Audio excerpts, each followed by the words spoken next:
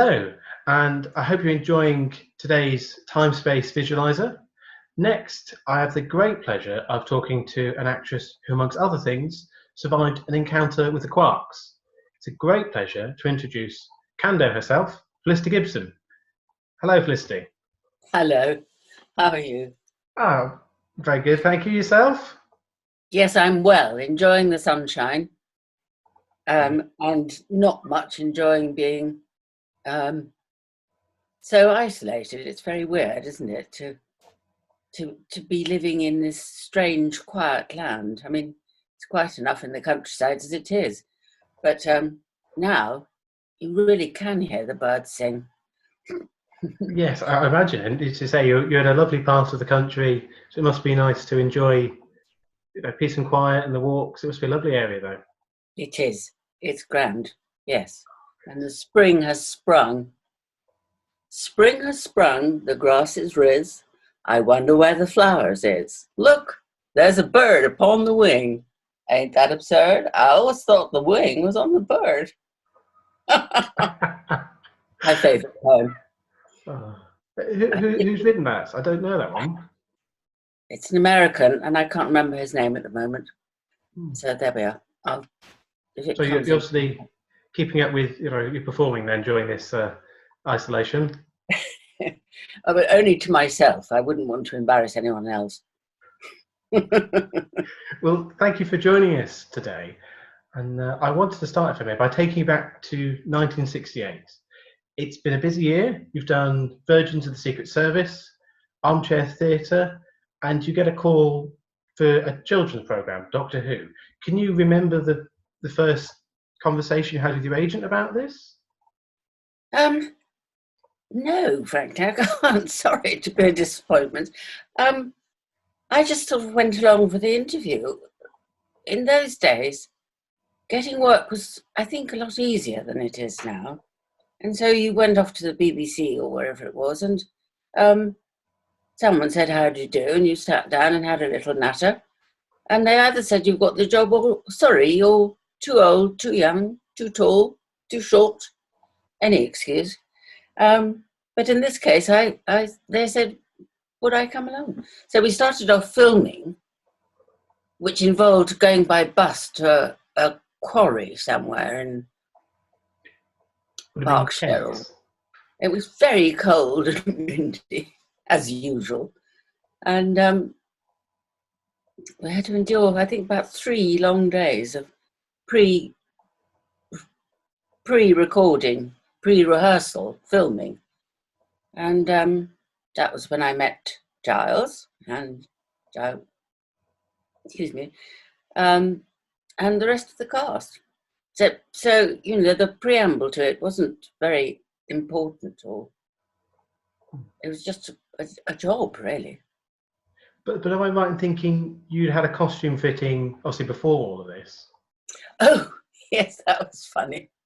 I'd driven out with my then fiancé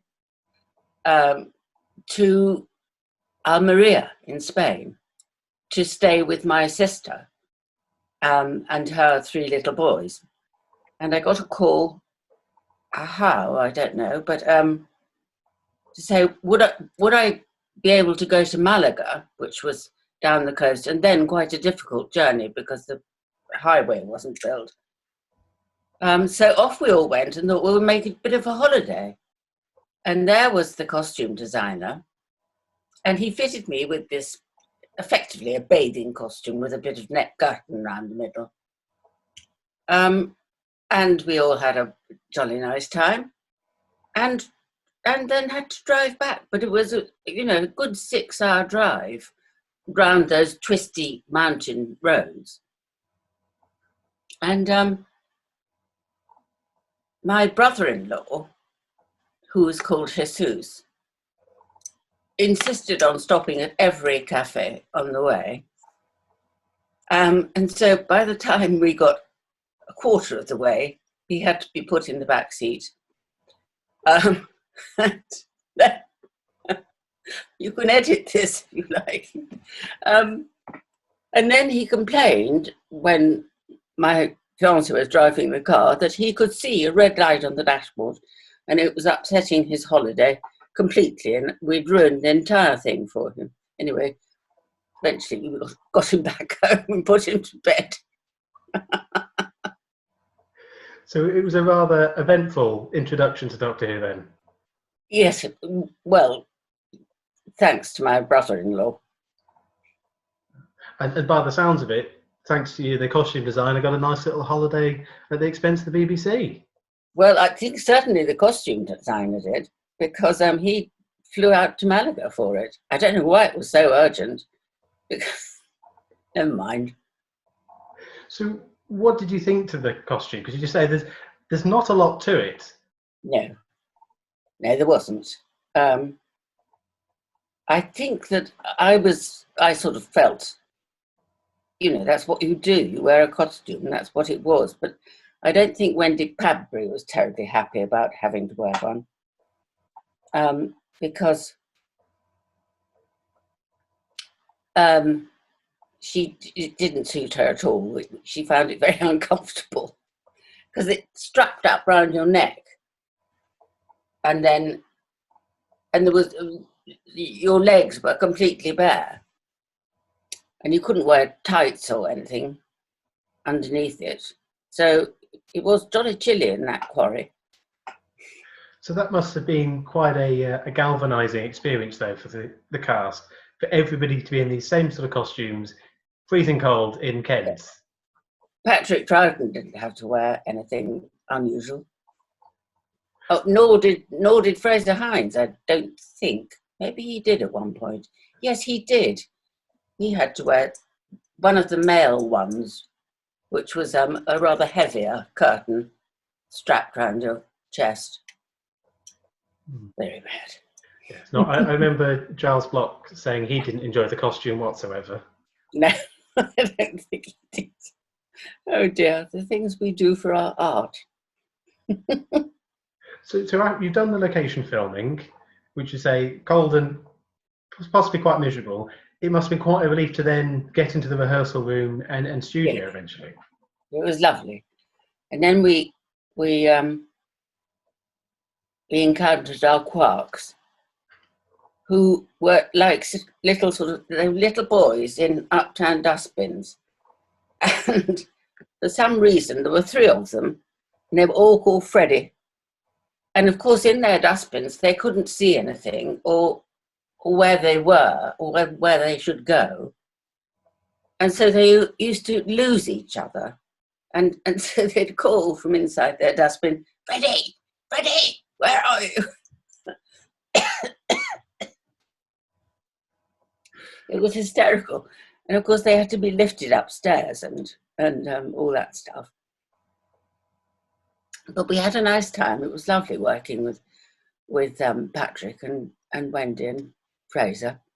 It really was. They, of course, knew each other quite well by then, because I think they're about their 6th together. So had you any awareness of Doctor Who before working on it? Oh, yeah, I was one of the children who used to watch it from behind the sofa, terrified. So was it quite exciting then to be asked to be part of the show? Well, yes, it was. I mean, marvellous. But I really didn't realise that over 50 years on, which is where we are now, people would still be interested in it. It was just the children's show of the moment. Frightened everyone to death. Well, I suppose that's the joy of DVDs. Generation after generation can rediscover it, which must be nice. Yes, I wouldn't recommend the Dominators, really, because in today's language, it's very slow, I think. I suppose that's partly in the cutting. They didn't do cuts, and there were no close-ups, really. I remember when television went into colour, and we were told that if we were in a close-up, well, to start with, you had to warm up the camera for about 20 minutes before you could start filming in colour. But if you were in a close-up and you were wearing lipstick, you couldn't move your head like that. You had to go like that, because otherwise your lipstick stayed behind. Ridiculous.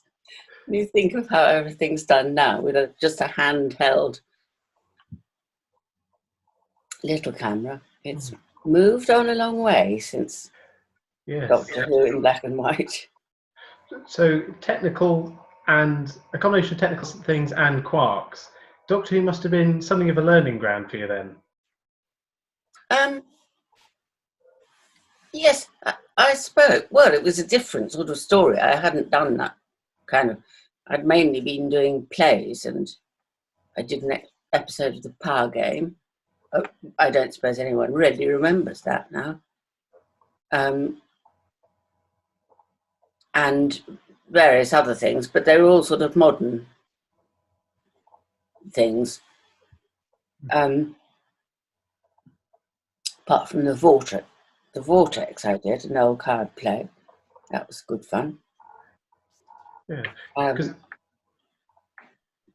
I'm on. interested looking at your work that outside of Doctor Who, you do a lot of sort of present day or period pieces, things like Duchess of Duke Street, you know, a picture of Catherine Mansfield. You know, there's lots of interesting period dramas. Was that something you particularly enjoyed?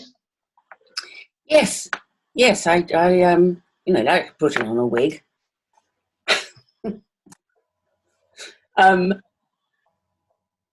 I don't know why I got cast in those sort of things, really. I suppose partly the voice.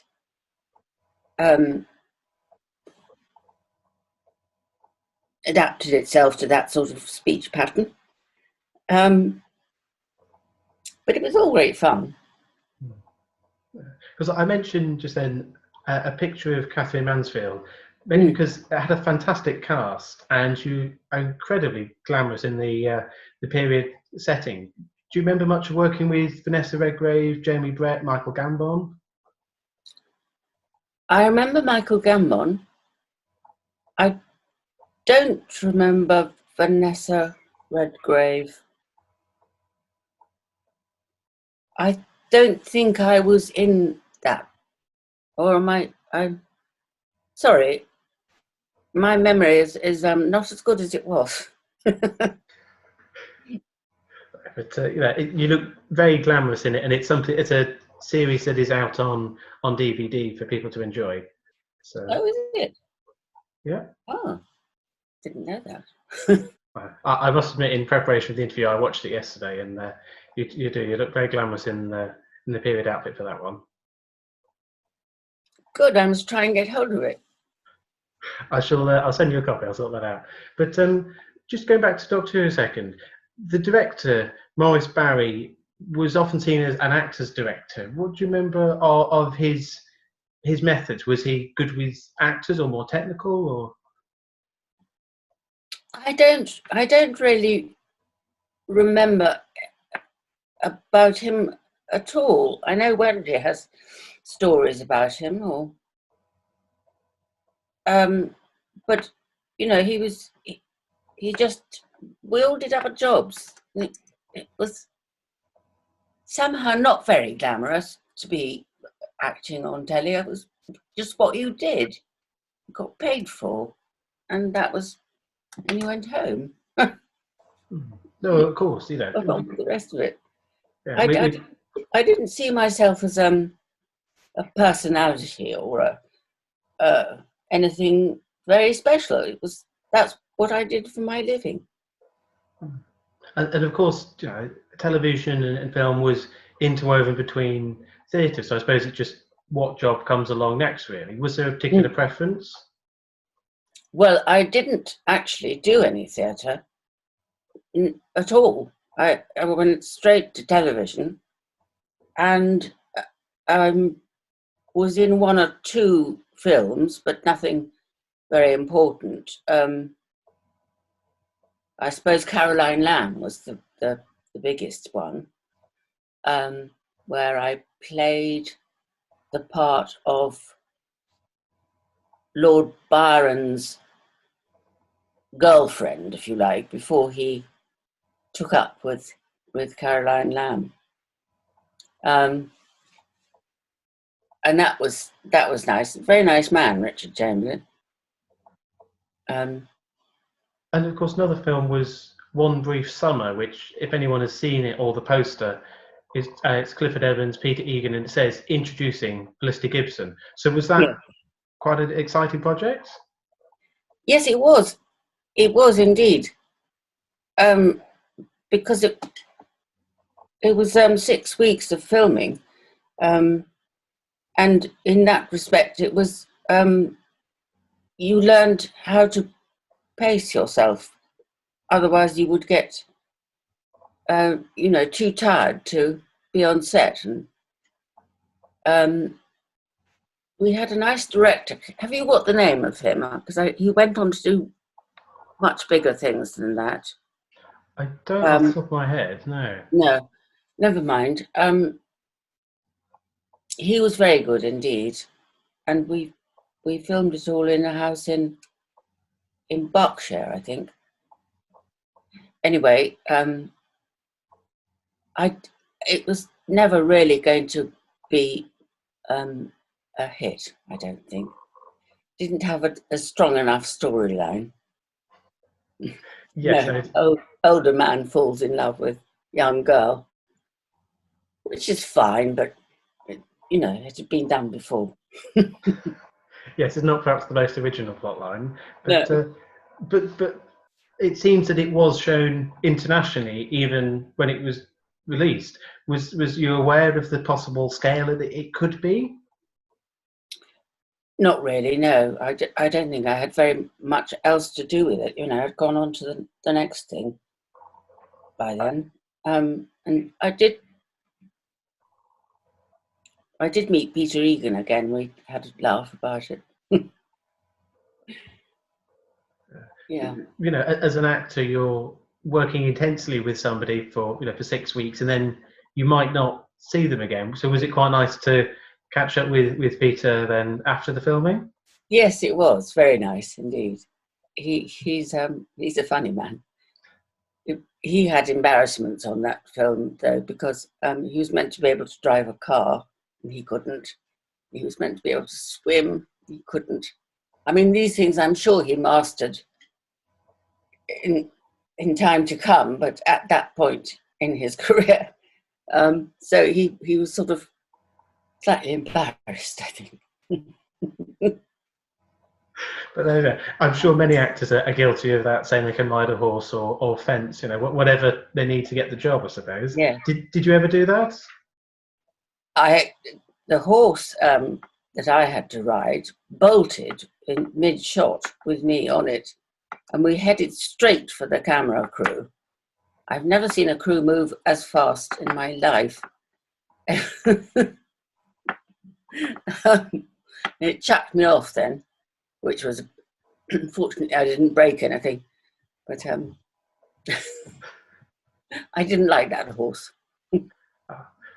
Fair enough, but you yourself and Peter do share a love of dogs, though. So obviously, Yes, yes. I haven't seen him for a long time, but he's doing marvelously well, isn't he? Yes, I think he's got a dogs trust or society or something, as well as acting. So he's always busy with something. Oh, good. But I was wondering, how did you start as an actress? Is that what you always wanted to do, or how did that come along? I think I always wanted to be an actress. And when I was at my boarding school, I was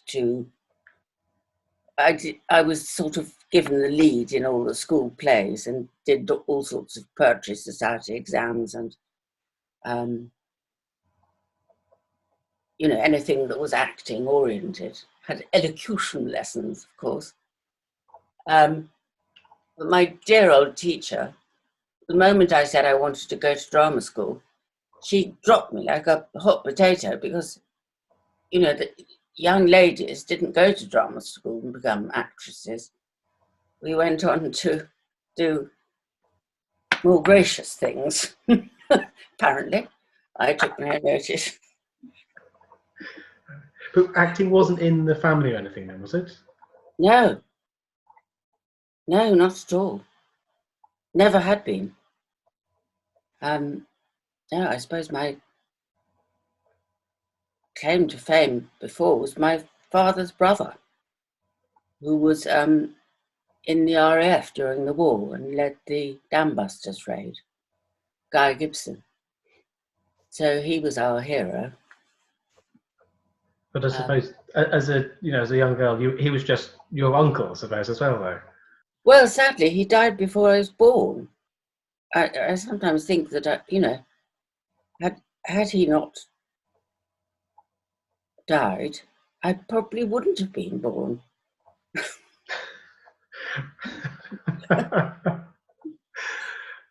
Yes. But we won't go into that now.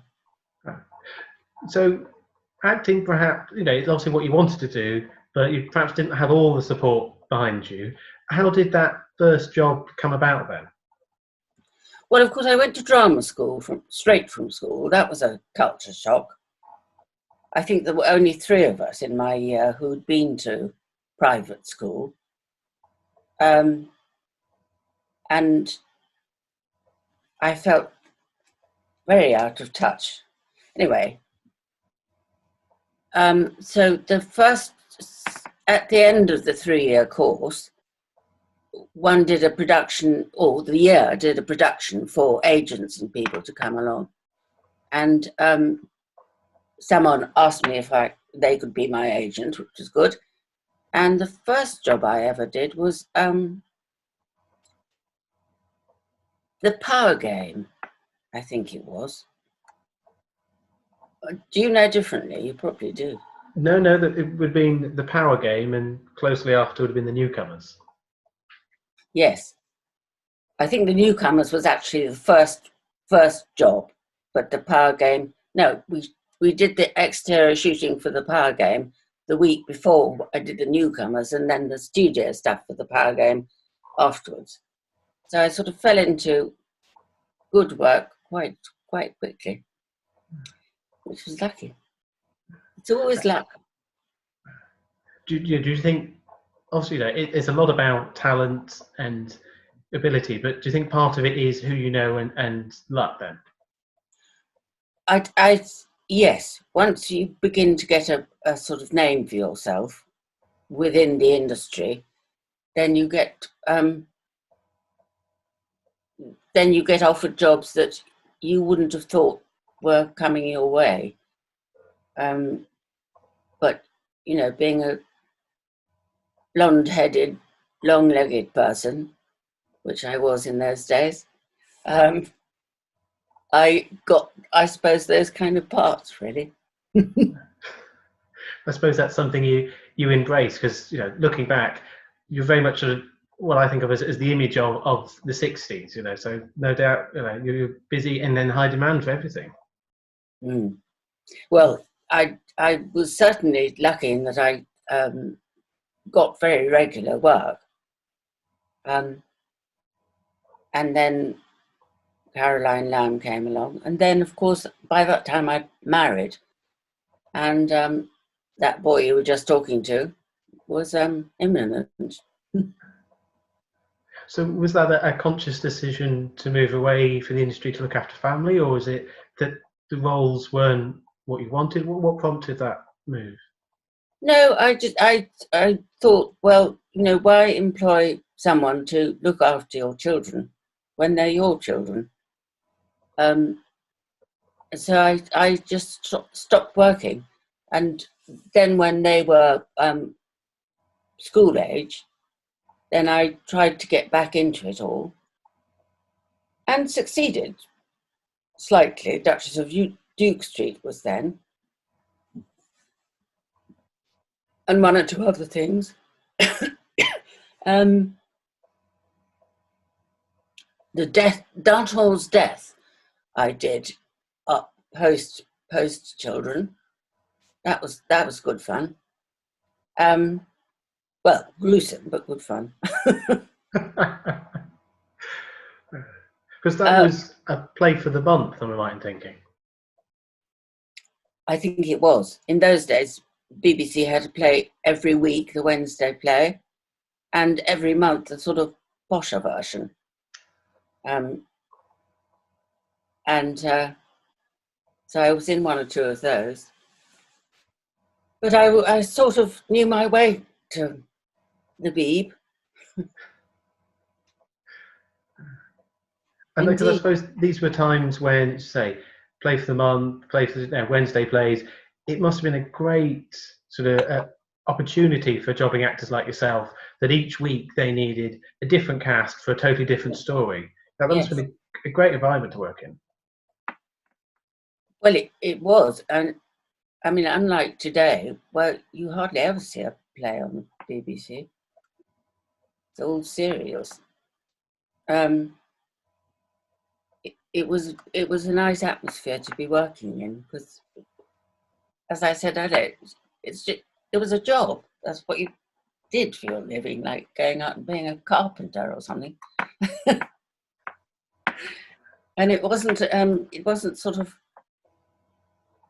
well, the publicity was different, and you weren't a celeb in any sense of the word. You just got on the bus and went home, you know. Yes. So do you miss it these days? Do you look at something and go, "Oh, I'd love to be in that"? Or Not really. Not really. Well, sometimes I wonder, you know, where the man in the limousine with the big fat cigar is going to jump up and say, "Hey, you." yeah. So, But they don't appear very much around here. so just got to wait for the right part to come along, and maybe be tempted then. Well, I was thinking maybe that I should see if I can find some extra work as an extra, because that might be fun. Just lurk around in the background. Well, I'm very aware that we're coming to the end of what I said the interview would take. So I just want to ask one final question. You said Doctor Who was one job that was 50 years or so ago. How is it being sort of rediscovering it? Seeing people like Wendy and Giles again after all this time. Oh, it's lovely. It's lovely. Partly, we've all grown older together, which is a great relief. But so nice to know that it's still remembered, and that people want to see you as you are, not as it was then. I can't believe it's so long ago. I mean, ridiculous. Well, hopefully when all this is over, we'll be able to do a normal interview and invite you along to events at some point. That would be lovely. I much enjoyed that. Well, And so nice to talk to you. yes, well, Thank you very much. Yeah, thank you very much for your time, Felicity, and I hope to see you again soon at an event. I hope so. Great pleasure. Bye bye, Alex.